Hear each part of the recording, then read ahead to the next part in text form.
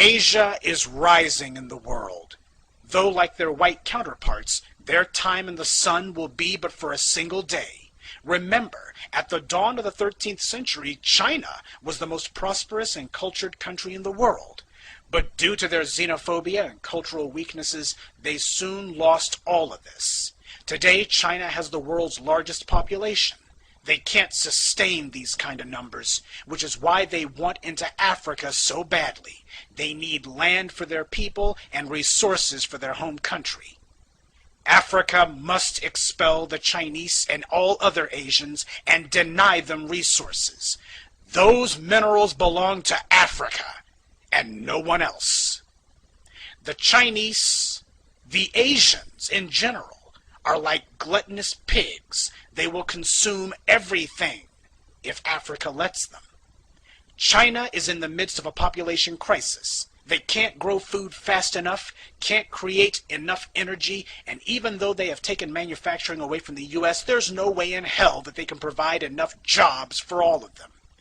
They have growth right now, but ultimately it will stop, resulting in a nation where there's a huge working class, a tiny ruling class, but still leaving the majority of Chinese as the starving class.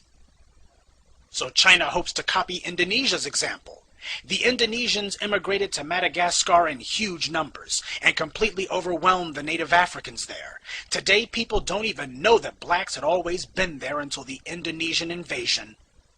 Will that be the fate of Africa? Yes.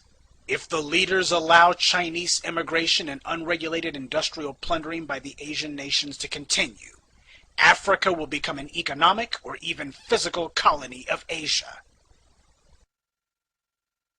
These are hard truths, especially for the brain-dead blacks who swallowed the colorblind "we are the world" nonsense the media's fed us for the last 40 years. But these are truths nonetheless.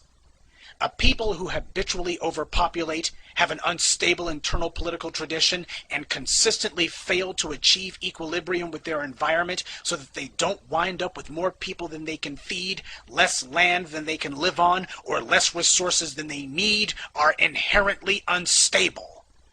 Yes, the Chinese's 1 billion plus population has given them the world's largest standing army, a huge manufacturing capacity, and if they can ever make national prosperity a reality, they will be the largest customer base in the world. In many ways, their gargantuan population size is their greatest strength.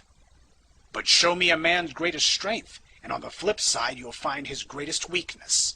A population of such tremendous size is simply unsustainable, economically, agriculturally, or politically. There is no way they can avoid collapse.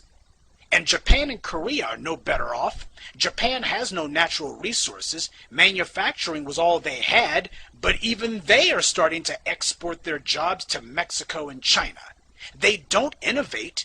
They just wait for America to make some new invention, then they create their own version and miniaturize it. India thought that it would be the call center to the world, until English-speaking people got angry because Haj or Ampu in Calcutta couldn't speak English worth a damn, so even those jobs are leaving Asia. Asia may have things the world wants, but it has nothing the world needs.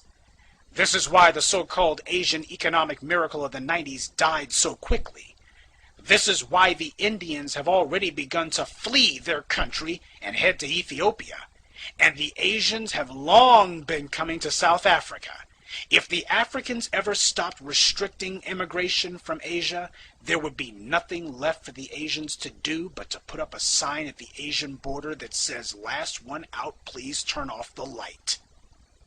The Asians are on self-destruct, and as a result, no matter how bright their future looks today, their fall is as predictable and inevitable as the rising of the sun. Their society will collapse. We can already see the stress fractures now, and there's nothing they can do to stop it. Our job is to make sure that we don't let them get their hooks into Africa. Because if we do let them do that, they will literally eat us out of house and home. You will look up and Africa will look just like Beijing or Madagascar.